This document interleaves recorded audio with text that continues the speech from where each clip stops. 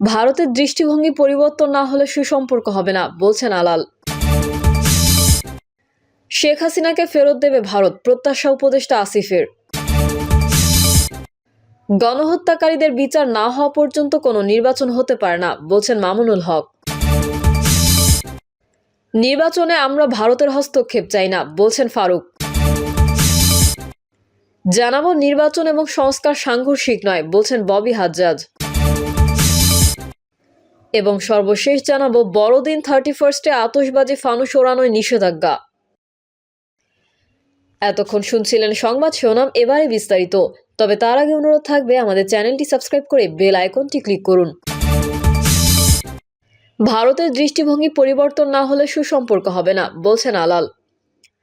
BNP চেয়ারপারসনের উপদেষ্টা advocate Syed Moazzem Hossain Alal বলেছেন, ভারত শেখ হাসিনার চোখ দিয়ে বাংলাদেশকে দেখে।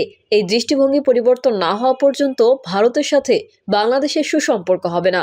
আলাল বলেন, 1971 সালের 16 ডিসেম্বরের পরে অনেক মুক্তিযোদ্ধা তৈরি হয়েছে, যেমন 5ই আগস্টের পরে অনেক জাতীয়তাবাদী সৈনিক তৈরি হয়েছে।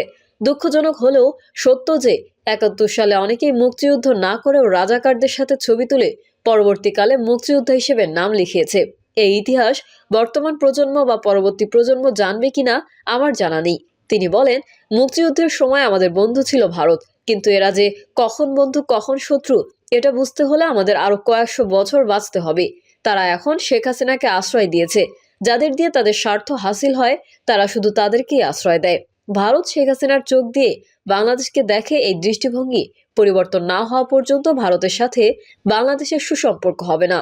ভারতের উদ্দেশ্যে যুবদলের সাবেক এই সভাপতি বলেন, শেখ হাসিনার চোখ দিয়ে বাংলাদেশকে দেখা ভুলে যান। শেখ হাসিনার 15 বছরের আমলের কথা ভুলে যান। ওটা ভুলে যেতে হবে। বাংলাদেশের বর্তমান প্রজন্মকে চিনতে হবে। কারণ আগরতলা বাংলাদেশ সহকারী হাইকমিশনার অফিসে যে হামলা হয়েছে, তারপরে বাংলাদেশের ধর্মবর্ণ নির্বিশেষে সবাই ঐক্যবদ্ধভাবে যেভাবে রাস্তায় নেমেছিল, তার একটাই কারণ, এদেশের মানুষ এই সার্বভৌমত্বকে ভালোবাসে। শেখ হাসিনাকে ফেরত দেবে ভারত, প্রত্যাশা উপদেষ্টা আসিফের। স্থানীয় সরকার ও ক্রীড়া উপদেষ্টা আসিফ মাহমুদ জানিয়েছেন, ভারতের সঙ্গে বাংলাদেশের যে বন্দি বিনিময় চুক্তি আছে সেটি অনুযায়ী শেখ হাসিনাকে বাংলাদেশে ফেরত দিতে হবে। আসিফ মাহমুদ বলেন, ভারতের পররাষ্ট্র সচিব যখন বাংলাদেশে এসেছেন তখনও বাংলাদেশের পক্ষ থেকে এটা বলা হয়েছে যে একজন গণহত্যাকারী ফ্যাসিস্ট আসলে যার এই মুহূর্তে বিচার হওয়ার কথা, যার এখন কারান্তরীণ থাকার কথা, তিনি ভারতে অবস্থান করছেন এবং সেখান থেকে বিভিন্ন কর্মসূচি, বিভিন্ন বিদ্বেষমূলক বক্তব্য তিনি দিয়ে যাচ্ছেন। উপদেষ্টা বলেন, এই বিষয়টা কি বাংলাদেশের পক্ষ থেকে ভারতের পররাষ্ট্র সচিবকে বলা হয়েছে? তিনি সেটা ভারতে উত্থাপন করবেন। আমরা আশা করি এ ধরনের কোনো বিদ্বেষমূলক বক্তব্য প্রচারে ভারত তাকে বাধা দেবে এবং যথাসময়ে বাংলাদেশের সঙ্গে ভারতের যে বন্দি বিনিময় ট্রিটি আছে সেই ট্রিটি অনুযায়ী ভারত তাকে বাংলাদেশে ফেরত দেওয়া হবে। গণহত্যাকারীদের বিচার না হওয়া পর্যন্ত কোনো নির্বাচন হতে পারে না, বলছেন মামুনুল হক। গণহত্যাকারীদের বিচার না হওয়া পর্যন্ত দেশে কোনো নির্বাচন হতে পারে না বলে মন্তব্য করেছেন বাংলাদেশ খেলাফত মজলিসের মহাসচিব মাওলানা মোহাম্মদ মামুনুল হক। তিনি বলেন, জুলাই আগস্ট বিপ্লব সহ বিগত 16 বছরে বাংলাদেশে সংঘটিত প্রতিটি গণহত্যা, গুম, খুন ও জুলুমের বিচার না হওয়া পর্যন্ত বাংলাদেশে কোনো জাতীয় নির্বাচন অনুষ্ঠিত হতে পারে না। বিগত ফ্যাসিস্ট আমলে শেখ হাসিনা বাংলাদেশকে একটি নরকে পরিণত করেছিল। দেশের মানুষকে জুলুম শোষণ করে 5ই আগস্ট ছাত্র জনতার অভ্যুত্থানে ভারতে পালিয়ে গেছে, যেখান থেকে তাকে ফিরিয়ে এনে বিচারের মুখোমুখি করতে হবে। তিনি আরো বলেন, জুলাই গণঅভ্যুত্থানে ছাত্র জনতার নেতৃত্বে দেশের জনগণ যেই লড়াই সংগ্রাম করেছে এটা পৃথিবীতে নজিরবিহীন। ফ্যাসিবাদের বিরুদ্ধে বৈষম্যহীন ছাত্র জনতা তাদের যে দৃঢ়তা দেখিয়েছে সেটা আগামী দিনেও অব্যাহত রাখতে হবে। বাংলাদেশ খেলাফত মজলিস তরুণদের পাশে সর্বদা ছিল, আছে এবং থাকবে। মামুনুল হক বলেন, জুলাই বিপ্লব শুধু শাসকদের চেহারা বদল করার জন্য হয়নি, বরং শাসকদের গুণগত মান পরিবর্তন করে বৈষম্যহীন একটি নতুন বাংলাদেশ গড়ে তোলার জন্য হয়েছে। কাজেই বিপ্লবের এই উদ্দেশ্যকে কেউ ব্যর্থ করতে চাইলে আমরা রুখে দাঁড়াবো। তিনি আরো বলেন, ভারত সবসময় আমাদের দেশ ও জনগণের বিরুদ্ধে আধিপত্যবাদ বিস্তার করে আমাদেরকে শাসন করতে চেয়েছে। বিগত 16 বছর তারা লুটপাট করে এই দেশের মানুষের রক্ত চুষে খেয়েছে। তাই এখন সময় এসেছে ভারতের চোখে চোখ রেখে সকল আধিপত্যের শিকড়কে উপড়ে ফেলার। এজন্য অন্তর্বর্তীকালীন সরকার ভারতের আধিপত্যের বিরুদ্ধে যে ঐক্যের দৃষ্টান্ত স্থাপন করেছে সেই পদক্ষেপকে আমরা ধন্যবাদ জানাই। কাজেই ভারতের সঙ্গে পররাষ্ট্রনীতি আরও শক্তিশালী করতে হবে। নির্বাচনে আমরা ভারতের হস্তক্ষেপ চাই না, বলছেন ফারুক। বিএনপি চেয়ারপারসনের উপদেষ্টা জয়নুল আবেদিন ফারুক ভারতকে উদ্দেশ্য করে বলেছেন, দয়া করে ভালো হয়ে যান, বাংলাদেশকে নিয়ে মাথা ঘামাবেন না। ডক্টর ইউনূস বলেই দিয়েছেন, পাশেই সেভেন সিস্টার, আমরা মাথা ঘামাতে চাই না। আমার দেশ একটি স্বাধীন দেশ, আমরা স্বাধীনভাবে বসবাস করতে চাই। আমি স্বাধীনভাবে নির্বাচন করতে চাই, কারো হস্তক্ষেপ কামনা করি না। ভারতকে উদ্দেশ্য করে জয়নুল আবেদিন ফারুক বলেন, আপনি শেখ হাসিনাকে আশ্রয় দিয়েছেন এবং ষড়যন্ত্রে সাহায্য করছেন।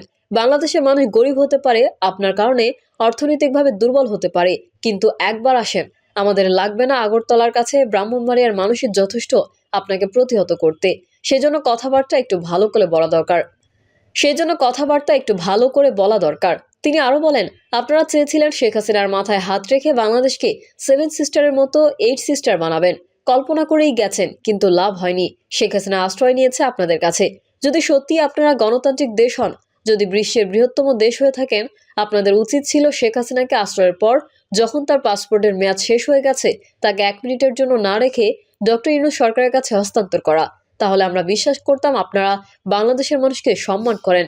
মমতাকে উদ্দেশ্য করে তিনি বলেন, মমতাকে মনে করেছি সে খাঁটি গণতান্ত্রিক, কিন্তু তার কথাবার্তা এবং আচরণে আমার মনে হচ্ছে সে শেখ হাসিনার পক্ষে কথা বলার চেষ্টা করছে।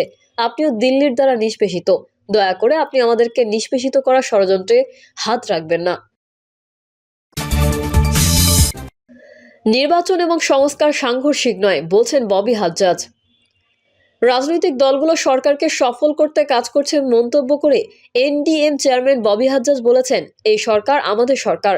সরকারের কোনো উপদেষ্টা যখন বলেন রাজনৈতিক দলগুলো সরকারকে ব্যর্থ প্রমাণ করতে কাজ করছে, তখন আমরা ব্যথিত হই। আমরা পরিষ্কার করে বলতে চাই, সংস্কার এবং নির্বাচন সাংঘর্ষিক নয়।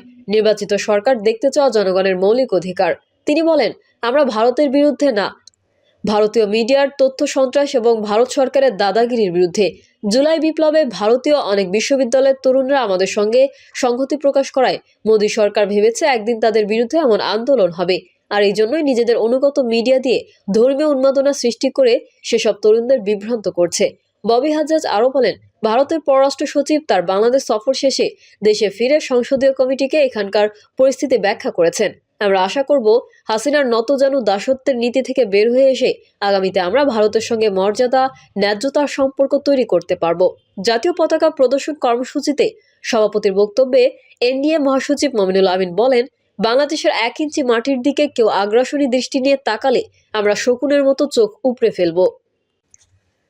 প্রিয় দর্শক, এই ছিল এখনকার সর্বশেষ সংবাদ। আপডেট সংবাদ পেতে চ্যানেলটি সাবস্ক্রাইব করে বেল আইকনটি ক্লিক করুন। কমেন্টে আপনার মতামত জানিয়ে আমাদের সাথেই থাকুন। ধন্যবাদ সবাইকে। আল্লাহ হাফেজ।